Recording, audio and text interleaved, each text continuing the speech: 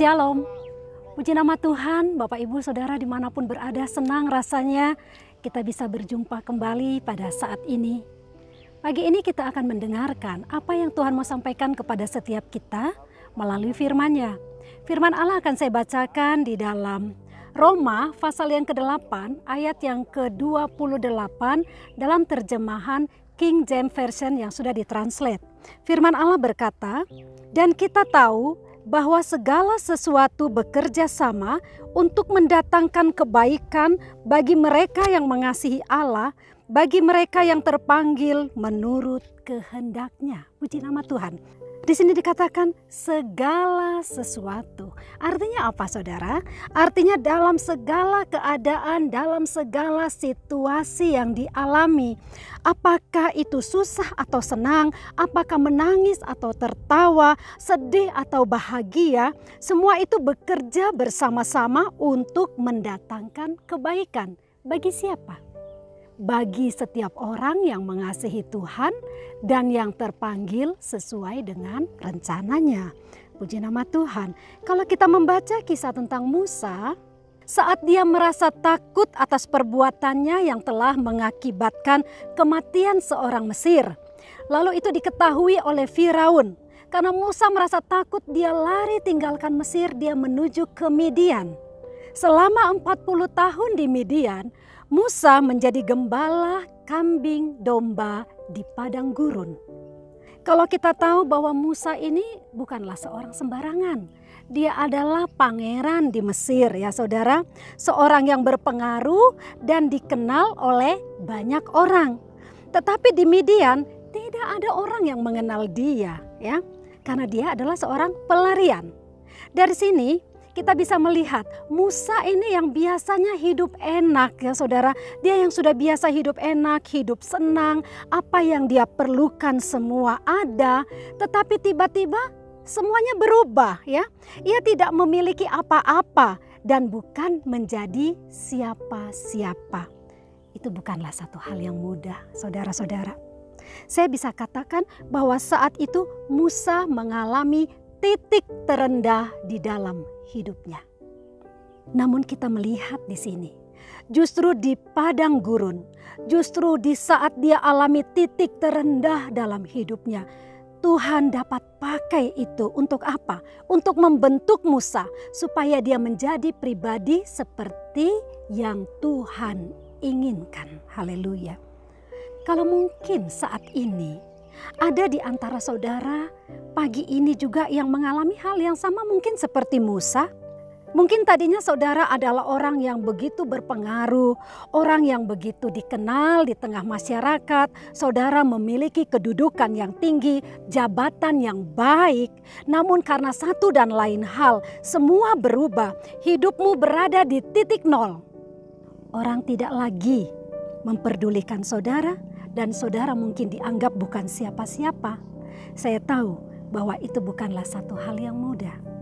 Tetapi ingat saudara-saudara, ketika saudara mengalami titik terendah di dalam hidupmu, tidak peduli bagaimana penilaian orang atas hidup saudara, Tuhan tetap setia. Tuhan tidak pernah tinggalkan saudara sendirian. Ketika kita dalam keadaan senang maupun ketika kita dalam keadaan susah, Tuhan tetap setia dan Dia selalu ada bagi umat-Nya. Kalau kita melanjutkan, selama 40 tahun di padang gurun, itu bukanlah satu rentang waktu yang singkat, tetapi itu satu waktu yang cukup lama. Tetapi di padang gurun, Tuhan tetap menyertai Musa dan Tuhan mempersiapkan dia untuk menjadi seorang pemimpin yang besar. Ketika dia dianggap sudah bukan siapa-siapa, orang tidak tahu siapa dia. Tetapi rancangan Allah tetap berjalan atas hidup Musa. Tuhan mempersiapkan dia untuk apa? Untuk membawa umat Tuhan keluar dari Mesir menuju ke Kanaan, tanah perjanjian. Luar biasa saudara.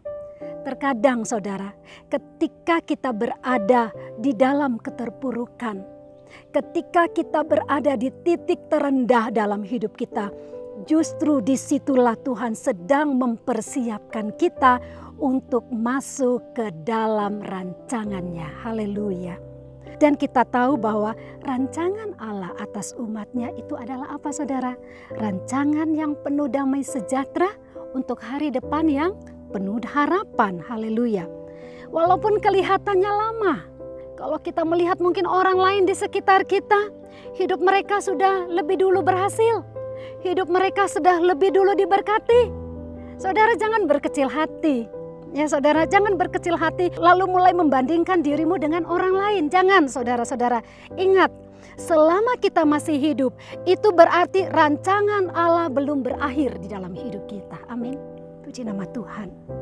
Firman Allah tadi berkata bukan bahwa segala sesuatu bekerja sama untuk mendatangkan kebaikan bagi setiap orang yang mengasihi Tuhan dan yang terpanggil sesuai dengan rencana Allah.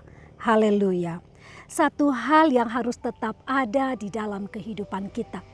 Bagaimanapun keadaan yang kita alami dalam hidup ini, satu hal yang tidak boleh hilang dalam hidup kita, yaitu apa?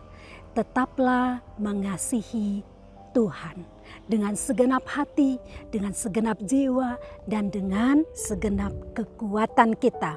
Dan percayalah, Tuhan pasti melakukan apa yang terbaik bagi setiap orang yang mengasihi Dia. Karena kita adalah anak-anaknya dan Dia adalah Bapa yang mengasihi kita. Dia tidak pernah tinggalkan kita. Apapun yang saudara alami saat ini, tetaplah kasihi Tuhan dan tetaplah percaya rancangan Allah belum berakhir dalam hidup kita. Mari kita berdoa. Bapa di surga, kami mengucap syukur kami punya Tuhan yang luar biasa mengasihi kami. Bagaimanapun keadaan kami, sekalipun kami berada di titik terendah dalam hidup kami Tuhan, Engkau ada di sana. Engkau menopang, Engkau juga tetap menguatkan kami. Tuhan, kami bersyukur karena Engkau tidak pernah tinggalkan kami, karena Engkau Allah yang setia. Itu sebabnya tolong kami setiap umat-Mu Tuhan, beri kami hati untuk tetap mengasihi Engkau, tetap mengandalkan Tuhan di dalam segala hal, dan tetap percaya hanya kepada Tuhan, bahwa dari hal yang tidak mungkin, dari hal yang mustahil pun, Engkau dapat pakai hidup kami untuk menjadi berkat, menjadi alat di dalam tangan-Mu. Kami serahkan hidup kami sepenuhnya ke dalam tangan-Mu Bapa. Pakai dan bentuklah kami sesuai rencana-Mu, sampai rencana Allah menjadi sempurna di dalam hidup kami.